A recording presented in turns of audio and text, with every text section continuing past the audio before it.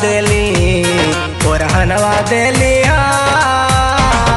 ओरहनवा देली साली कसा हेली जी फोनवा में ओरहनवा देली साली कसा हेली जी फोनवा में ओरहनवा देली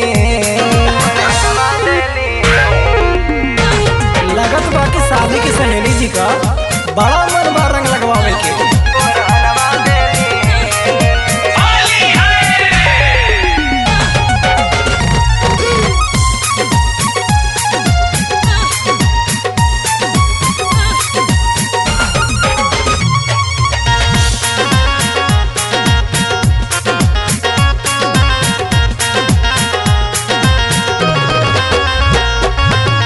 कहेली आई टाटा गाल रंगवाई ती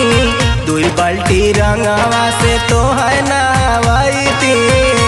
बहुत मन बारे दीजा। हाँ हाँ कहेली आई टाटा गाल रंगवाई ती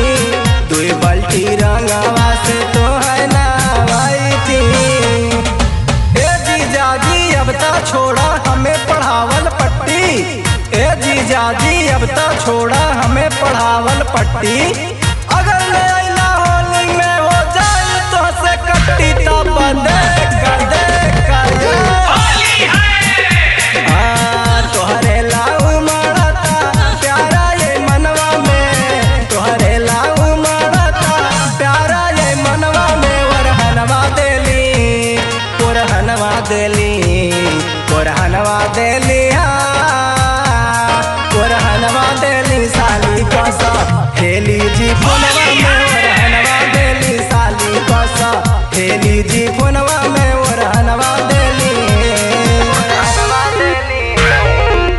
कहले बानी कि भुला मत जइहा आइहा जरूर।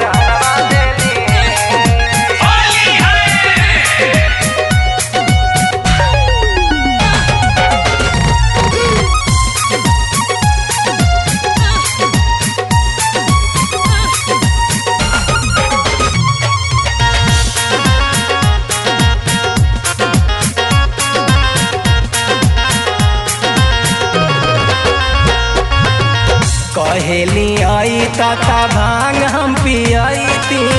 मोबिल से मोछिया तोहार हम बनाई थी बड़ा मोछ मुंडा बन के घूमत हुआ। कहेली आई ताता भांग हम पियाई थी मोबिल से मोछिया तोहार हम बनाई थी। पुआ खैया पूरी खैया औरू खैया गुजिया पुआ खैया पूरी खैया औरू खैया गुजिया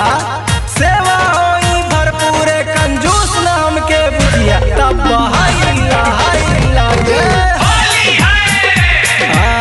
बतिया के रखिया जीजा सागर दियनवा में बतिया के रखिया जीजा सागर दियनवा में ओरहनवा देली ओरहनवा दे